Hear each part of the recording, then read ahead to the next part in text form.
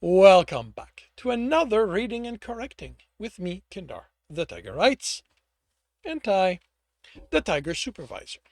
These are where I read a chapter from one of my stories and correct it as I go. If you want to listen to these live, it's every Tuesday morning, 8 a.m. Eastern Time on Twitch and YouTube. And if you are looking to support me, that is on my Patreon. Today we are doing chapter 44 of Stepping Wild. Today will be a good day, Tibs yelled from the low roof once he undid the darkness hedging. It couldn't hide him in the daylight, but away from where people looked, it made it easy to ignore him in the corner of their eye. The people gathered in the square turned to look, and he paused in fleet fingers green and black. Not paused, posed. In fleet fingers green and black. With his hood up, they wouldn't be able to see the half mask, but the description was circulated among the guards and population, so some would recognize him. The space was more for gathering than selling. Few in the neighborhood had the money to pay for the city's trading permits, to pay for the city's trading permit required to have a booth, let alone a shop, or enough product to justify either. The little trade he saw was done furtively, with someone watching for approaching guards that weren't usually there, as if they were trading in illegal goods, which, in a fashion, they were. Most people here spent their days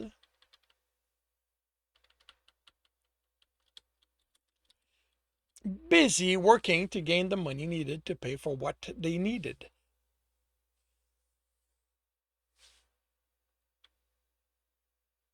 Money to pay for what they needed: lodging, food, clothing, soaps, and other bare necessities. It left them with little energy to enjoy the experience of shopping, even if they found themselves with a few extra coppers. The lack of guards was a reason he'd chosen this one for the first distribution of coins. The other was that it wouldn't take much copper to improve their lives. Taking even one gold all the way to copper without attracting attention took a lot of work. Even at 1 to 15, not even. At 1 to 15 coins from gold to electrum,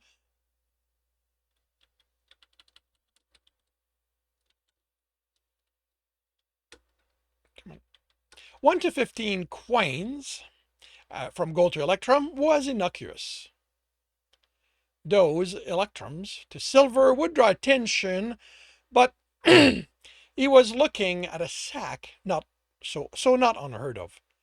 Although silvers into coppers, he'd need a crate. So he had to spread that around, and there were only so many money changers. If he wasn't careful, they would notice how many coppers they were handing out and talk among each other. Then Tibbs would have to explain himself to the guards, and he didn't have an identity to justify it yet. When they all looked at him, he etched air to carry his voice so he didn't have to yell to be heard. He raised the bag, heavy with coins. Fleet Fingers brings good tiding in the name of the great Lord Rastmeyer. While Fleet Fingers may have needed to insist for the Lord to be generous, I've no doubt that he understands the plight of those too low for him to notice. Remember his name. He flung the bag over the square and itching to push it to the center. For through your praises he will achieve the fame he craves. He activated the itching within and the bag exploded, sending coins all over them. All over the,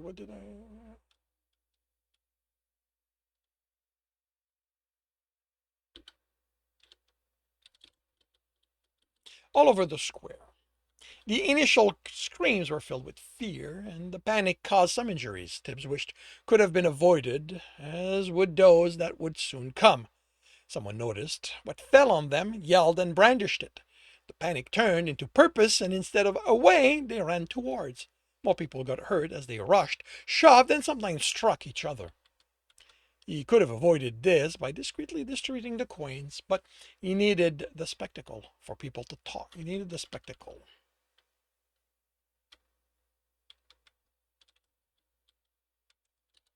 For people to talk, for Fleet Fingers to be known across the city, for Rastmeyer to pull his hair out as he gained a reputation for as helping the helpless. No noble wanted to be known for that. He needed people to talk of Fleet Fingers any time something was reported, for any hints of goodness to be laid at the feet of Rastmeyer. The noble's ire toward the thief would ensure Tibs' small action would go unnoticed. He left before the violence escalated. Small actions, like the purse with a handful of coppers that appeared in the dresser of a family fighting destitution, among the child's knickknacks, in one struggling to make the coins needed to feed themselves, of the help those in too dire strait to even get enough for from all the menial work they accomplished received. He couldn't know if they'd use the coins. He couldn't know how they'd use the coins, and he couldn't dictate that. He also didn't know if the troubles they found themselves in was of their own making. No, actually, that is singular. The trouble they found themselves in was of their own making. Any he'd usually rely on to gain that information would report to the master, and he couldn't care. The families suffered, and he could help. It was possible even Aldero the guard would decide the help had come from Fleet Fingers, and not his assailant. You might think they were the same, and because of that, Tibbs should stop leaving coins at the man's house and in the man's home. It wasn't like he needed them now that he was back on duty, even if he wasn't fully healed. But guilt didn't give him a choice. The one place he wished he could help, but had learned a long time ago he couldn't, was the city street. It was too insulated. Coins weren't simply broken, they were tallied. Unlike what he thought when he lived on the street, coins weren't simply broken by anyone who found them. The breaker did that. The work was so important for the street survival that it had taken Tibbs years of trying to help, of working out there was a system before he learned of the breaker. Knowing hadn't helped. Explaining he wanted to help had gotten him laughed at over and over. Somehow, the street's breaker couldn't be bribed, which was good, since what else would they do if those with coins could buy the person who ensured the street's economy remained stable? He could slip the occasional broken coin in, but not enough to make a difference before the excess was noticed and actions taken. The street had no interest in helping people escape it. It only cared about its survival. He ran the roofs to another part of the city, retrieved a bag of coins he'd hidden ahead of time. This one contained a few silvers to account for the slightly higher wealth. Even those who had a little more could fall on hard times, and Tibs could use them to spread Fleet Fingers and Lord Rastmeyer's fame around. 6 times over the day, Fleet Fingers appeared to distribute the coins to the needy and made a spectacle of it. The only break in them was when Tibs needed to change back into someone who could go to a money changer and get more copper and silver. And then, when guards appeared to patrol one of the squares and forced Tibs to cut the show short, but allowed him to demonstrate Flint Finger's lack of care for those who were trying to stop him. Among that, he also slipped into houses and hid coins. When the sun was 2 fingers' width from over the city's wall, Fleet Fingers snuck into his hideaway and emerged from the connected rooming house as Thibault, set to get ready for his last task of the day. He made his way to a part of the city he'd never go as himself, and even Thibault, dressed in the better clothing, stood out. If he'd been able to find the item he needed anywhere else, he would have done business there instead of in this part of the city where even the guards feared to come. Like the street, every city had one. A neighborhood where anything could be obtained, regardless of the city or kingdom's laws. Of course, it was the nobles who controlled such place. The shop was empty of customers when he entered, and the shopkeeper, on the other side of the counter, looked at him with a mix of disdain and suspicion. The shelves displayed vials, brushes, combs, washcloths, soaps, more variation of the tools needed to care for his body that he thought existed. And on top of that, Many had essence worked into them.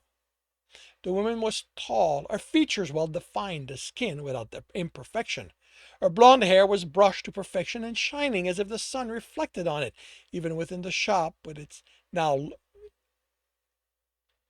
even within the shop and with it now lower than the walls. And with so much essence woven into the product she used on herself, Tibbs had no idea what she might look like without them. Her clothing matched the rest of her perfection, but without essence. The cut fit her figure and enhanced her curve.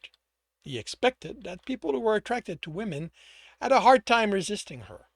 She was the demonstration of what her clients aspired to, what one could achieve if money wasn't something they minded spending, and if they didn't mind using enchanted items that were probably banned.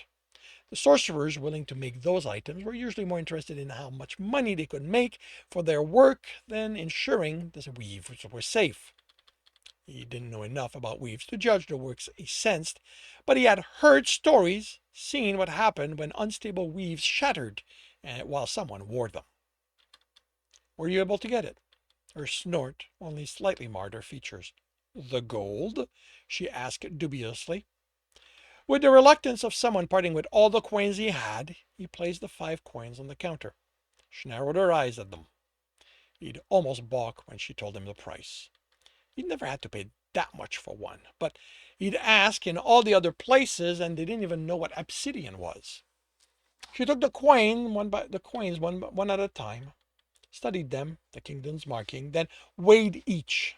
Her surprise at them being genuine was marred with suspicion.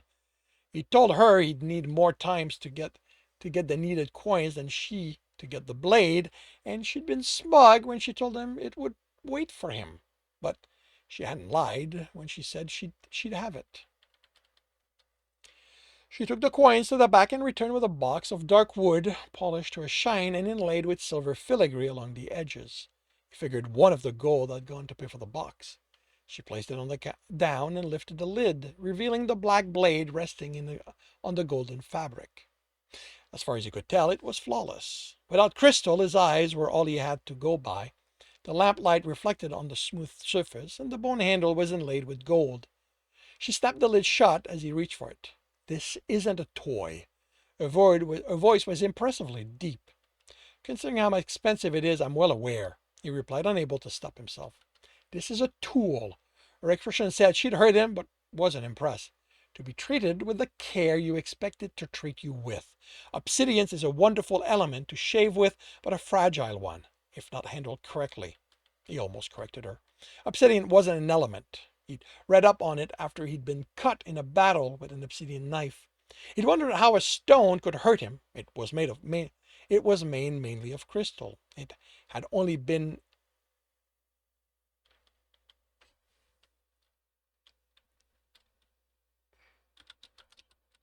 but it was mainly made of crystal.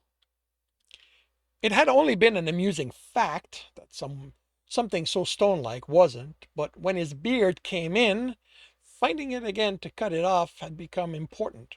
Fortunately, shaving razors were sometimes made of the material. I know how to treat an obsidian blade, he said, restraining his annoyance. When I was separated from mine,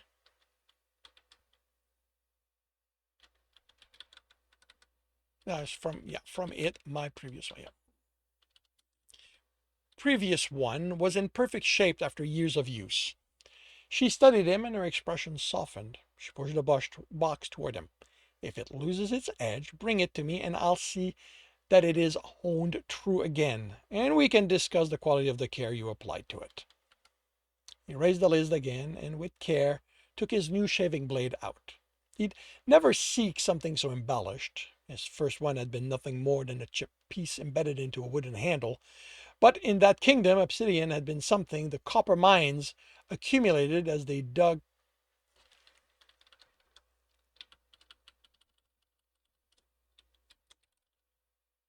through a side. Copper mines threw aside as they dug for the ore they sought. The next ones had been better made, but still plain. He returned it to the golden fabric and closed the lid. As much as he hated this part, he forced himself to speak it. Speak it. To speak. Thank you for finding one and rubbing me blind. He hadn't been surprised when the word glowed when she answered his question as if the price was normal. Merchant lied. Anyone who did business with them knew that. It was how the game started. But she'd laughed when he countered her offer. When the amusement passed, she'd explain how business worked as if she spoke to a child. She had what he wanted. If he wasn't happy with the price, he could go look for someone else to buy his blade from. He'd wanted to argue, but she was the only one he'd found, and he'd been tired of people sniffing the air when he exited the room after trimming his beard with a red hot knife, and tired of the beard altogether. If you need anything else, she replied, tone silky, you know where my shop is. Placed the box inside his vest and laughed, hoping to never have to set foot there again. The tavern was lively, with people freshly done with their day enjoying the first ale of the evening, along with a hearty meal. Tibbs had picked it as much for the food as for the camouflage a full dining room gave him and his team as he introduced them to each other. Charlie arrived first, grabbing a tankard from the barmaid with a smile and whispered words.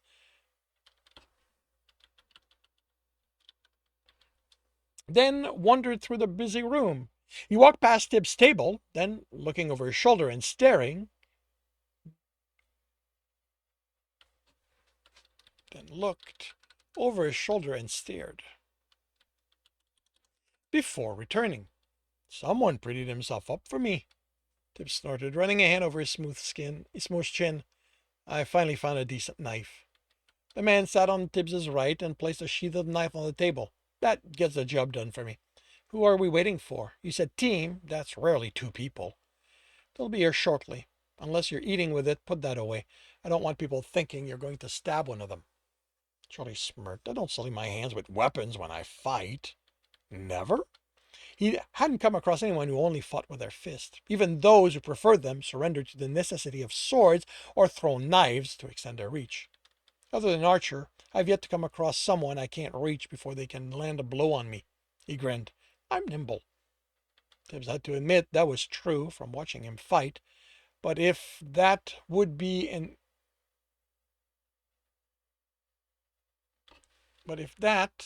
enough when dealing with trained guards and nobles, thugs would have to be seen. You know, a woman said, if I'd known the kind of place this was, I'd have dressed more appropriately. Cinta wore worker's leather under the well-cut vest a supervisor might wear.